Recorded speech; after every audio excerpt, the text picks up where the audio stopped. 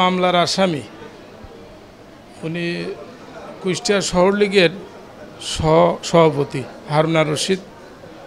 তার ধরার জন্য আমরা ডিবির অফিসার ফোর্স তার বাড়িতে যাই। তার বাড়িতে ঢুকতে সে তার সামনে একটা দোকানে চেয়ারে বসে আছে। প্রথমে আমি যাই, সালাম দিয়ে আসসালামু আলাইকুম, সে উত্তর দেওয়ার পরে আমার অন্যান্য ফোর্স অফিসার এসে আমার পাশে দাঁড়ায়। তখন আমি বললাম যে আপনার নাম কি? বললো হারুনা রশিদ। বলার সাথে সাথে সে তার উপরে হয়তো বাসা, সে দৌড় দিছে।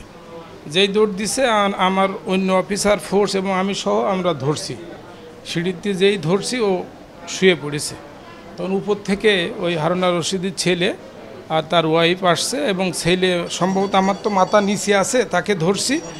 আর ওর ছেলে আইসে বটি দিয়ে আমারে 3-4টে কোপ মারছে। পরে অনেক ধস্তাধস্তি হয়, পরে আমার আরও ফোর্স যায় সাথে। তারপর ওর ছেলে এবং আমাদের যে আসামি হারুনা রশিদ তাকে আমরা নিয়ে আসি। নিয়ে আসার পর আমি হাসপাতালে ট্রিটমেন্ট নিই। দেখা যাচ্ছে আমার শরীরে 3-4টে কোপের দাগ, ওই পিঠে 4টে পিঠে। 2টা গেঞ্জি ছিল তো বেশি ভেদ হতে পারে নাই, একটা ভেদ হয়েছে বেশি আর বাকিগুলো ছোট। সেলাই দিয়েছে একটা 3টা সেলাই। ইলেকট্রা এয়ার কন্ডিশনার কম বিদ্যুৎ খরচে দেবে অধিক শীতলতা আর সেভিংসও হয়ে যাবে। তাই 12টা 40-এর দিকে 6 রাস্তার মোড়, ওই যে এসিল্যান্ড অফিসের পাশে ওনার বাড়ি।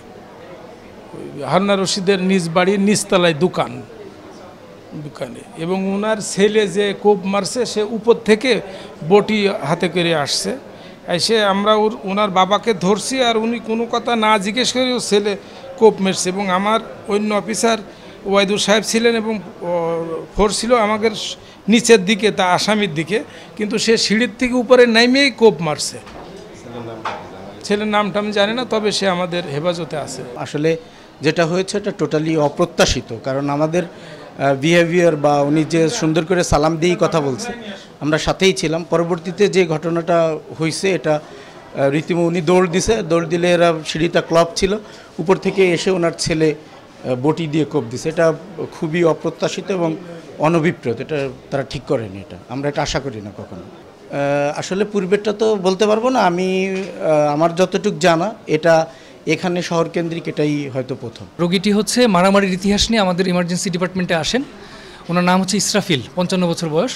তো আমরা প্রাথমিক পরীক্ষা নিরীক্ষা করে ওনার পিঠের উপরে 2টি কাটা দাগ পাই, যেটা খুব বেশি মারাত্মক নয়। আমরা প্রাথমিক চিকিৎসা দিয়ে ওনাকে হাসপাতাল থেকে ছেড়ে দিই।